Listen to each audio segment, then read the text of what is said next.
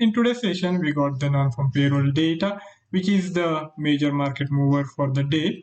We had the expectations of around 700,000, but contrary to the expectation, or you can say better than expectations, we have the addition of more than 800,000. To be precise, it is 850,000. And if we look at the unemployment rate, it is at 5.9%, which is slightly higher compared to the 5.8%. And this might be the factor why we are seeing the weakening of the USD, which has been gaining ground for most of the week. But after the release of non-farm payroll data, it has weakened against most of its major peers. And we will see what are the technicals, the changes in technicals for the instrument of our choice, which is going to be the Euro USD. And if we consider the equity side of the day, we are going to see the record closings for all the three key equity indices for United States. If we consider the Dow Jones Industrial in particular, it is now not far off from the 35,000. And this week, as I said, we can expect these gains to last, and the next week is going to be most probably of another record highs. So now let's shift our attention to the technical segment. First, we will see the impact of the non-farm payroll data on the Euro USD's technical outlook, and after that, we will also consider the bullish trajectory of the light crude oil and how we can play out this rise in the light crude. Let's start with the Euro USD's technical outlook. This is the daily time frame chart, and this daily time frame chart was drawn prior to the release of non-farm payroll data. And after the non-farm payroll data came in, we have seen reversal. And right now, the Euro USD is trading above the 1.185. So if I were to include a revised chart, this bar would look in blue. It's closing. The current price is higher than the opening price, and if we see the day closing higher, I think that will signal the formation of a immediate bottom on the price levels closer to 1.185, and then we can consider the 1.185 as a near-term support. And for next couple of days at least, if not from the longer term, we can expect some retracement and move towards 1.190 in the Euro USD. Now, moving to the lower time frame charting, we have both these technical parameters in a pretty bearish zone.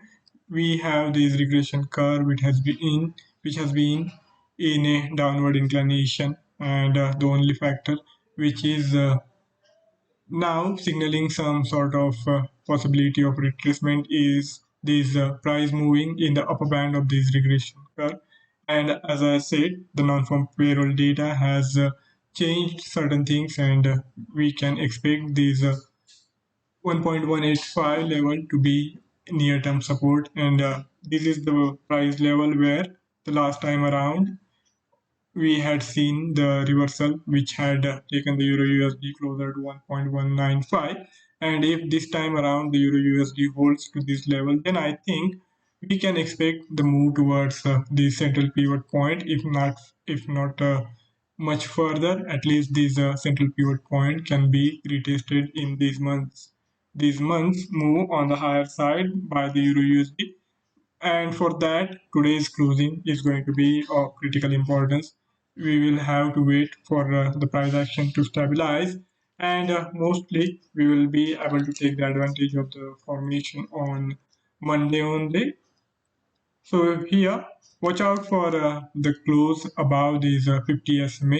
And if you consider this near-term formation, it has been of lower lows and lower highs. And if in today's session we see a fresh swing high being formed above this prior swing high, yesterday's high of around 1.188, then it will sort of indicate the reversal in the short term, and we can expect the move toward these 200 SMA, which is not really far off, and we can then start looking for the buying opportunity above the 50 SMA. So 50 SMA can be utilized as a critical marker while keeping the stop loss closer to the day's low. Anywhere close to 1.182 should be a good enough choice.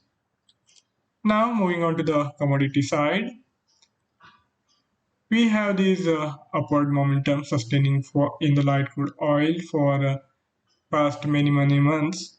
We had this low of around 58 to be precise. I think yes, it is 58 USD per barrel. And after this base formation for a couple of weeks, we have seen the light crude oil continue to rally. And if we simply take the the Fibonacci expansion of its first leg of rally, the Fibonacci expansion is coming close to 76 or 77 USD per barrel, and we are not really far off from those levels. In yesterday's session, we had this sharp jump on the higher side, and in today's session also we have this underlying momentum quite favorable for the continuation of the bull run. So I think in today's session also the probability of light crude oil continuing to rally is quite good. But the only thing is that after this phenomenal run, it is becoming a bit difficult for the optimum entry and exits to be figured out. But that's our job, and we will see what are the key levels which can help us in optimizing our trades. So if we consider the formation of this regression curve, it is now flattening as the price action has to some extent, not to the full extent, but to some extent was trading sideways prior to this sharp jump closer to the first resistance of this month's pivot point series. Now the price action is caught in between these support on the lower side closer to US dollar 72 per barrel, and then the resistance on the higher side closer to the USD 76 per barrel. But my anticipation is that given the sentiments, after due consolidation, the light crude oil will try to break past this immediate hurdle of the first resistance of this month's pivot point series, and we can then expect the light crude to rally higher towards this second resistance, which is fairly close to the US dollar 80 per barrel mark. And if you consider the chart from the longer term horizon, here I have not included the weekly chart, but if you were to check the weekly chart, you will see that the current price is almost 2.5 year high. Last time around, we had the light crude oil trading closer to this USD 75 per barrel mark in October 2018, and now the light crude oil has climbed back. And this time around, it looks likely that those levels are likely to be breached, and that is why I am counting on the possibility of a move higher, and we will have to utilize this opportunity. And all we have to do is rely on this formation. We had this prior swing high formation, which is likely to act as a near-term support. So on the lower side, we have this support in place. We also have this convergence of three key SMAs, 50, 100, and 200 SMAs. And this is where I am expecting the light crude oil to stabilize.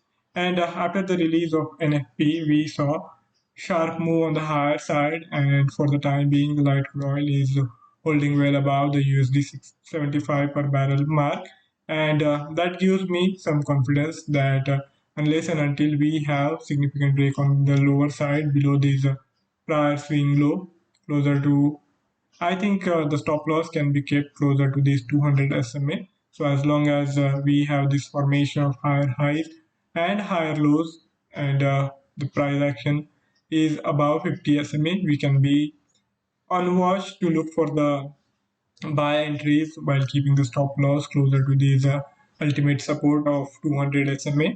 And on the higher side, we can expect these prior swing high, the yesterday high of around 76 USD per barrel can be it can be retested again, and a move beyond that is pretty much a possibility. So that's my take looking at the current technical formation of the light crude oil. And if any of you have any query or any idea to share, you can write to me in the feedback section, and I would be more than happy to take the discussion forward. Before I sign off, I would also like to remind of the risk associated with trading in the financial instrument, and one should be careful while using the information provided. Have a fabulous day ahead and the weekend. See you on Monday. Till then, goodbye.